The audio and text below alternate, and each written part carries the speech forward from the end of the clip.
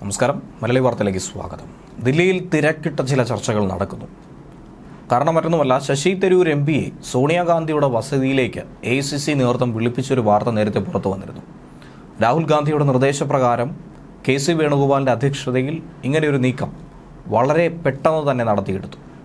സംസ്ഥാന സർക്കാരിനെ പുകഴ്ത്തിയുള്ള ലേഖനവും കേന്ദ്ര ഗവൺമെൻറ്റിൻ്റെ പ്രധാനമന്ത്രി നരേന്ദ്രമോദിയുടെ അമേരിക്കൻ സന്ദർശനവും സംബന്ധിച്ചുള്ള വിവാദത്തിലാണ് രാഹുൽ ഗാന്ധിയുടെ വസതിയിൽ ഇങ്ങനെ ഒരു കൂടിക്കാഴ്ച നടത്തിയത്.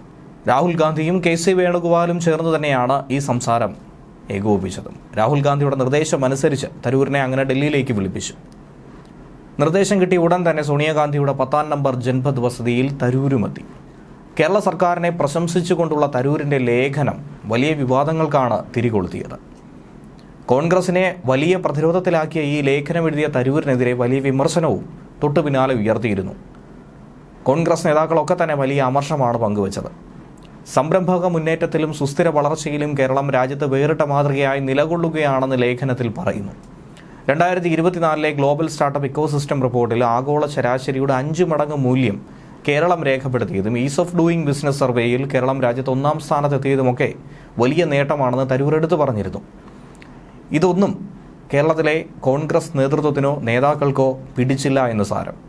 പ്രതിപക്ഷ നേതാവ് വി ഡി സതീശനും രമേശ് ചെന്നിത്തലയും ഉൾപ്പെടെയുള്ള കോൺഗ്രസ് നേതാക്കൾ നിയമസഭയ്ക്ക് അകത്തും പുറത്തും ഭരണത്തെ അതിശക്തമായി എതിർക്കുകയും സർക്കാരിനെ താഴെയിറക്കാൻ ശ്രമിക്കുമ്പോഴുമാണ് കോൺഗ്രസ് MP തന്നെ കേരള സർക്കാരിനെ, പിണറായി വിജയൻ സർക്കാരിനെ പുകഴ്ത്തിയത്. തരൂരിൻ്റെ ഈ നിലപാടിനെതിരെ കടുത്ത അതൃപ്തിയാണ് സംസ്ഥാന നേതൃത്വം കേന്ദ്ര നേതൃത്വത്തിന്, ഹൈക്കമാൻഡിനെ അറിയിച്ചത്. രാഹുൽ ഗാന്ധിയും സോണിയാഗാന്ധിയും തരൂരും KC വേണുഗോപാലും ചേർന്ന് ഒരു തീരുമാനത്തിൽ ഉടൻ എത്തുമെന്നാണ് പ്രതീക്ഷിക്കുന്നത്. നരേന്ദ്രമോദിയുടെ അമേരിക്കൻ സന്ദർശനത്തെ പ്രകീർത്തിച്ചതും ദേശീയവ്യാപകമായ വിവാദങ്ങൾക്ക് കാരണമാകുമെന്നുള്ളതിൽ സംശയമൊന്നും തന്നെയില്ല.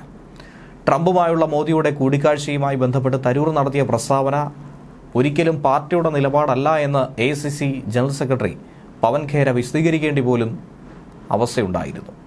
പക്ഷേ മറ്റ് നേതാക്കൾ ആരും ഇതേക്കുറിച്ച് കൂടുതൽ ശബ്ദിക്കാൻ തയ്യാറായില്ല. അത് വലിയ വിവാദങ്ങളിലേക്ക് കടക്കുമെന്നുള്ള വിലയിരുത്തലിൻ്റെ അടിസ്ഥാനത്തിൽ തന്നെയാണ്. നേരത്തെയും സമാനമായി പാർട്ടിക്ക് വിരുദ്ധമായി ദേശീയ താൽപ്പര്യം മുൻനിർത്തി തരൂർ പല നിലപാടുകളും പങ്കുവച്ചിട്ടുണ്ട്. അതും കോൺഗ്രസിനെ ഇങ്ങനെ പ്രതിസന്ധിയിലാക്കിയിരുന്നു. ഇതിനു പുറകെയാണ് ഇപ്പോൾ ചർച്ചയ്ക്കായി ഹൈക്കമാൻഡ് വിളിപ്പിച്ചത്. രാഹുൽ ഗാന്ധിയെ കണ്ട ശേഷം ജൻപഥിലെ വസതിയിൽ വെച്ച് കോൺഗ്രസ് ദേശീയ അധ്യക്ഷൻ മല്ലികാർജ്ജുൻ ഖാർഗെയുമായും കൂടിക്കാഴ്ച നടത്തി. പ്രശ്നങ്ങൾ സങ്കീർണമാക്കാതെ അനുനയ ചർച്ചയാണ് ഇപ്പോൾ നടന്നിരിക്കുന്നതെന്നാണ് ലഭിക്കുന്ന വിവരം. തൻ്റെ ലേഖനവുമായി ബന്ധപ്പെട്ടോ മോദിയുടെ അമേരിക്കൻ സന്ദർശനത്തിൻ്റെ പ്രതികരണത്തിലോ തെറ്റായ ഉദ്ദേശങ്ങളല്ലായിരുന്നു ഉണ്ടായിരുന്നത്. താൻ പറഞ്ഞത് മറ്റ് ചില കാര്യങ്ങളായിരുന്നു. അതിനെ തെറ്റായി വ്യാഖ്യാനിക്കേണ്ടതില്ല എന്നാണ് രാഹുൽ ഗാന്ധിയോടും ഖാർഗെയോടും തരൂർ വിശദീകരിച്ചത്. കൂടിക്കാഴ്ചയ്ക്ക് ശേഷം ജൻപഥിലെ പിൻവശത്തെ ഗേറ്റ് വഴിയാണ് തരൂർ മടങ്ങിയത്. മാധ്യമങ്ങളോടൊന്നും തന്നെ ഇതേക്കുറിച്ചുള്ള പ്രതികരണങ്ങളും അദ്ദേഹം പങ്കുവച്ചിട്ടുണ്ടായിരുന്നില്ല. ന്യൂസ് ഡെസ്ക് മലയാളി വാർത്ത.